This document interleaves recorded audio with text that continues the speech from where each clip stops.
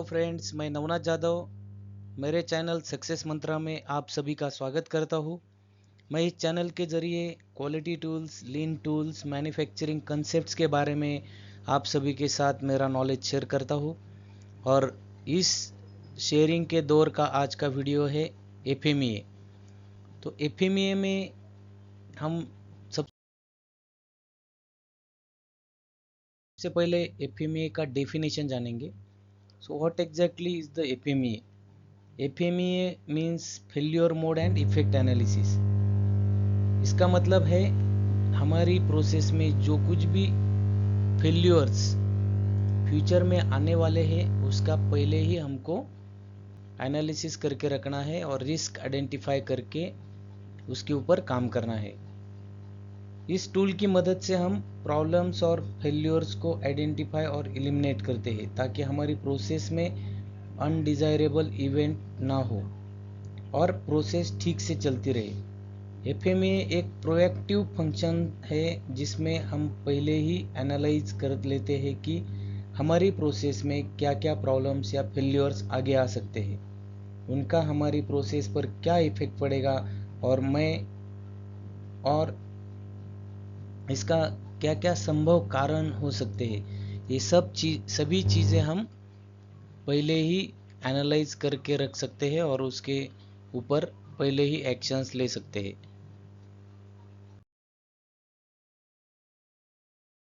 Calculation एफएमए में risk assessment का एक टूल होता है।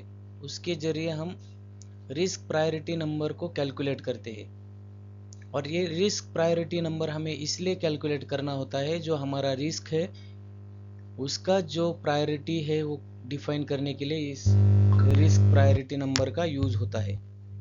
तो इस रिस्क प्रायोरिटी नंबर में क्या क्या चीज़ें होती है वो हम थोड़ा देखेंगे। उसमें होता है severity, occurrence and detection.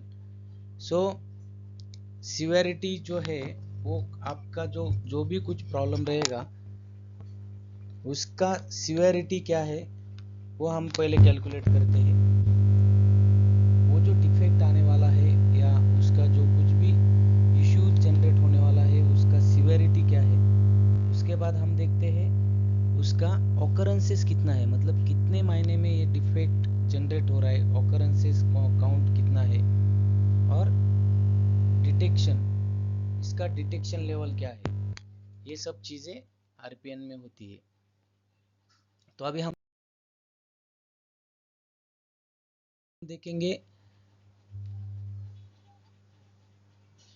RPN number कैसे कैलकुलेट करते हो और उसका बेस क्या होता है। तो ये कॉमन रिस्क रैंकिंग नंबर है सिवेरिटी, ऑकरेंस और डिटेक्शन के लिए।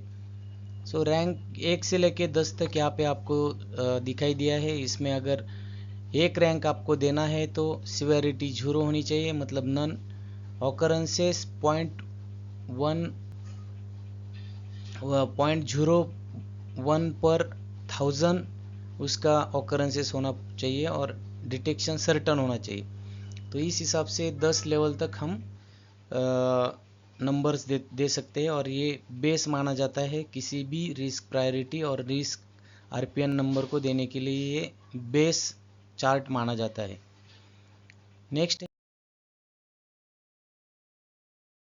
है हाई आरपीएन का एग्जांपल। अगर हमारे एक प्रोसेस है जिसमें हम ग्राउंड वायर जो है उसको चासी को ग्राउंड वायर टाइट करते हैं, तो इसमें पोटेंशियल फेल्योर मोड यहाँ पे दिखाया गया है, वो है screw not tighten to specified torque.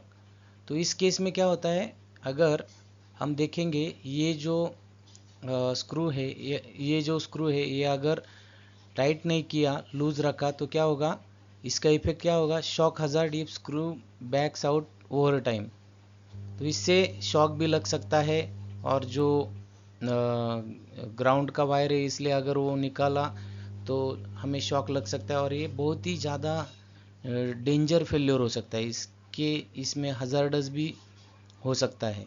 Hazardous means safety incidence हो सकता है, किसी की जान भी जा सकती है। तो इसका ऑकरेंस से सिवेरिटी अगर हम देखेंगे तो 10 है क्योंकि हजार्डस जो है वो विदाउट वार्निंग है, इसमें कोई वार्निंग दिया नहीं है, डायरेक्टली हजार्ड यहाँ पे रखा गया है। और ऑकरेंसेस अगर देखेंगे 10/1000, सो मैनुअल ऑपरेशन है इसलिए 1000 में 10 तो आ सकते हैं।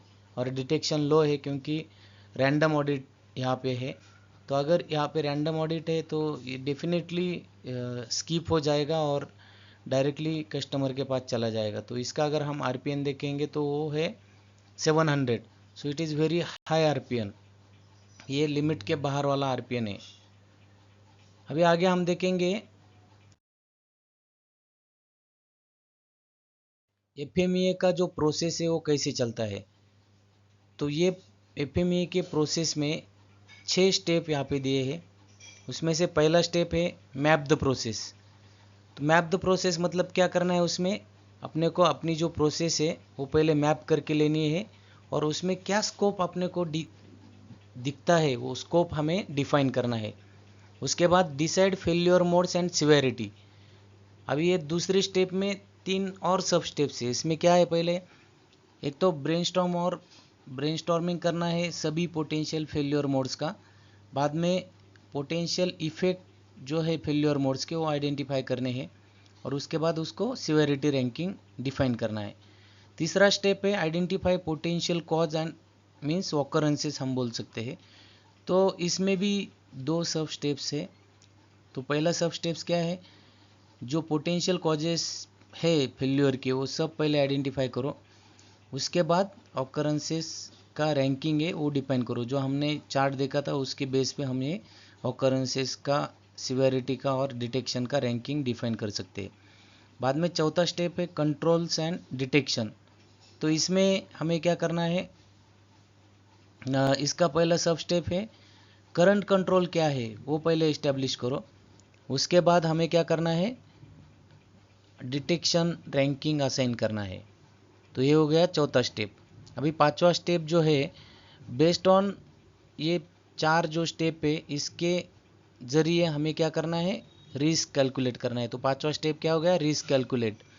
और रिस्क कैलकुलेट करने के लिए क्या करना पड़ेगा, हमें आरपीएन नंबर निकालना पड़ेगा। तो हमारा जो सिवेरिटी, ऑकरेंसेस एंड डिटेक्शन आया है उसके कैलकुलेशन से हमें आरपीएन नंबर मिल जाएगा। और अभी यहाँ पे हम देखेंगे छठवा जो स्टेप है manage the risk. Manage the risk मतलब क्या है, उसमें भी सब 3 सब स्टेप्स है। तो सबसे पहले क्या है, पहले आइडेंटिफाई करना है कि एक्शन कहाँ पे लेना है। उसके बाद क्या करना है, reassess RPN when actions complete and maintain. अभी हमने जो 5वें स्टेप में आरपीएन नंबर्स दिए और वहाँ पे अगर हमें दिख रहा है कि कुछ रिस्क आइडेंटिफाई हो रही है तो हमारा एक्शन होगा 6वें स्टेप में। 6वां स्टेप का जो सब स्टेप है पहला, उसमें हमारा एक्शंस होगा। और उसके बाद क्या करना है, जो हमने पहले आरपीएन दिया था वो आरपीएन को ये एक्शन के बाद कितना रिडक्शन हुआ है वो रिड्यूस करके अपडेट करना है। और उसके बाद जो लास्ट स्टेप है उसका क्या है, हमें जो एफएमईए बनाया है वो लाइव डॉक्यूमेंट रखना है और उसको मेंटेन रखना है। तो ये सब यहाँ पे डिटेल स्टेप्स दिए हैं। इसके हिसाब से हम रिस्क प्रायोरिटी नंबर और उसका जो रिस्क कैसे मैनेज करना है, उसके लिए सिवेरिटी कैसे डिफाइन करनी है, सब चीज़ें इसमें देख सकते हैं। अभी ये पूरे जो प्रोसेस में फेल्योर मोड इफेक्ट एनालिसिस में हमने देखा कि हमें प्रोसेस फेल्योर मोड में लॉजिकल स्टेप्स लेने हैं। उसके बाद हमें क्या करना है, वो जो स्टेप्स है वो कौन से स्टेप्स है हम थोड़ा जानेंगे। तो सबसे पहले क्या करना है, जो अंडरस्टैंडिंग होगा सभी लोगों का वो डीपर होना चाहिए। वो प्रोसेस का कंप्लीट नॉलेज हर एक बंदे को होना चाहिए और उसके बाद ही हम कोई भी चीज़ डिफाइन करने वाले हैं तो वो डिफाइन कर सकते हैं। बाद में जो कुछ भी स्किल्स रहेगा ऑपरेटर्स का वो भी clear cut skills required desired skill होना चाहिए।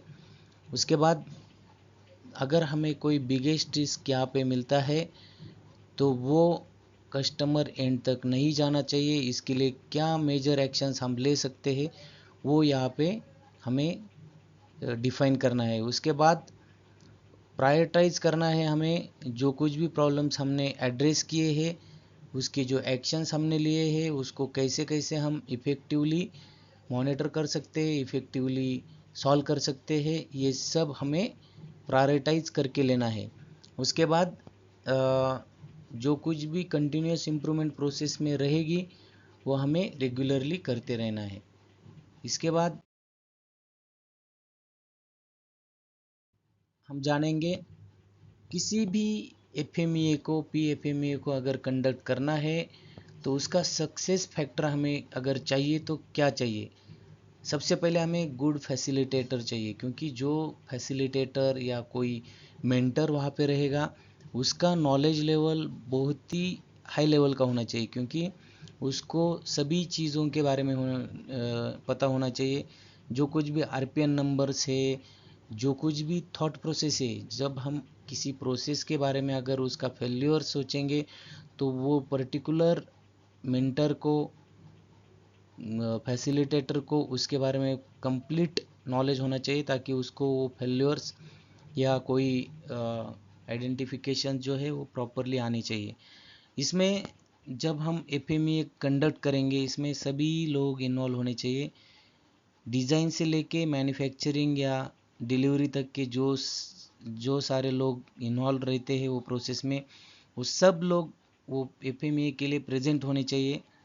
और दूसरा है जो पेपर कॉपीज़ है जहाँ पे हम रैंकिंग शीट बाकी जो कुछ एसओपीज़ वगैरह है वो सब हमारे पास रेडी रहने चाहिए, ताकि हम अच्छी तरह से रैंकिंग दे सके और उसकी बेस पे सिवेरिटी ऑकरेंसेस डिटेक्शन का जो रैंकिंग टेबल है उसकी ज़रिए से हम प्रॉपर रैंकिंग दे और उसका प्रॉपर एनालिसिस हो जाए।